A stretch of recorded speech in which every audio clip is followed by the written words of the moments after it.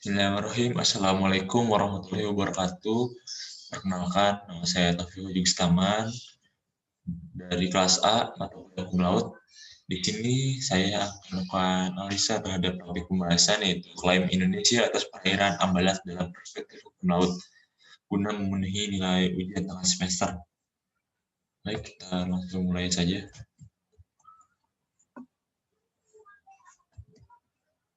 Yang kita ketahui, Indonesia merupakan negara maritim dan kepulauan terbesar di dunia. Hal ini dibuktikan dengan 2/3 dari luas keseluruhan wilayah Indonesia adalah lautan, yang memiliki 17.506 pulau yang tersebar di seluruh perairan Indonesia.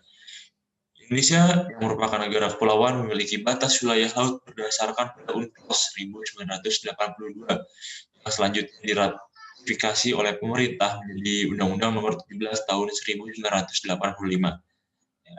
Menjadi sengketa pada permasalahan sekarang ialah mengenai Pulau Ambalat. Ambalat ini terletak di Laut Sulawesi atau Selat Makassar yang dengan luasnya yaitu 15.235 km persegi.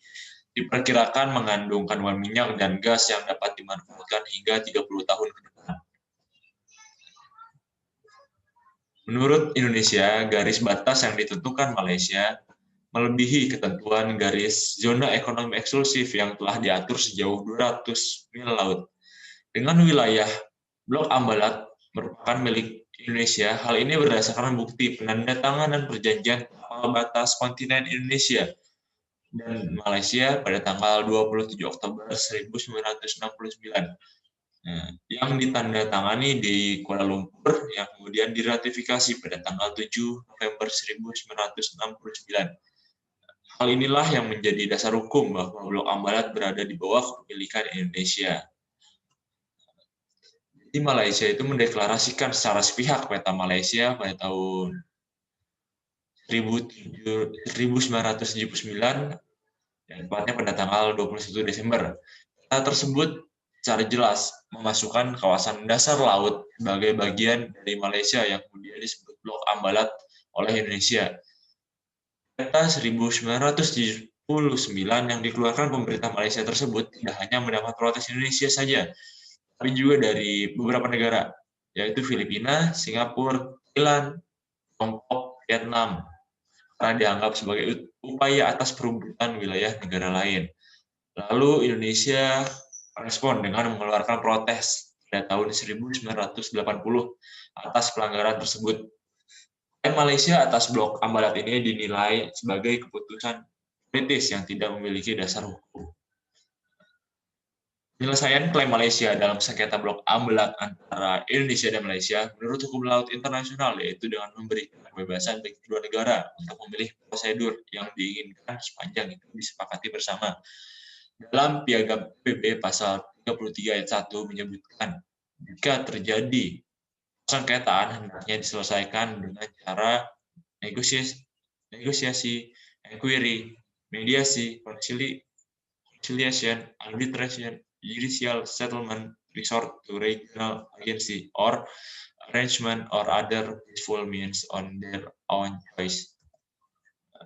Malaysia dan Indonesia itu sepakat untuk menggunakan metode negosiasi atau perundingan diplomatis sebagai langkah awal untuk menyelesaikan persengketaan mereka.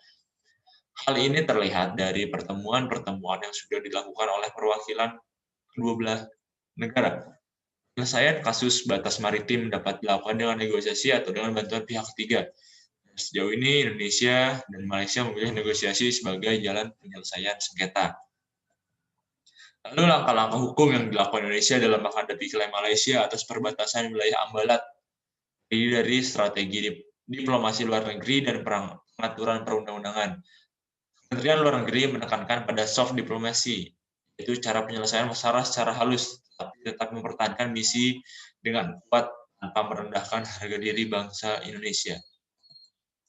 Lalu ada strategi yang dilakukan oleh TNI AL sebagai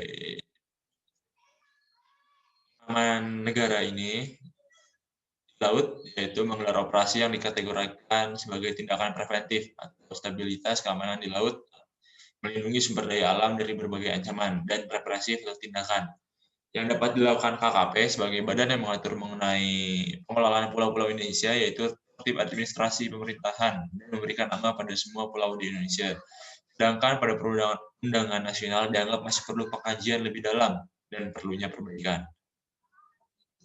Sekian penjelasan dari saya. Semoga dapat dipahami dan dapat berguna bagi kita semua.